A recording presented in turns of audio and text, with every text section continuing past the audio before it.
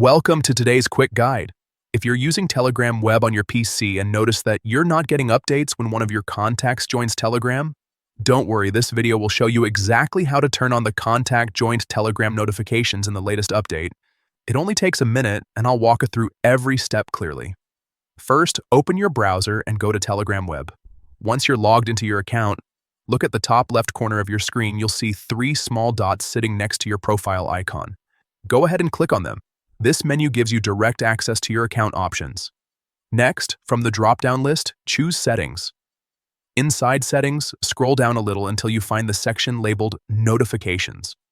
Click on it to open all your notification preferences. This is where you can control how and when Telegram alerts you, whether it's for messages, groups, channels, or other activity updates.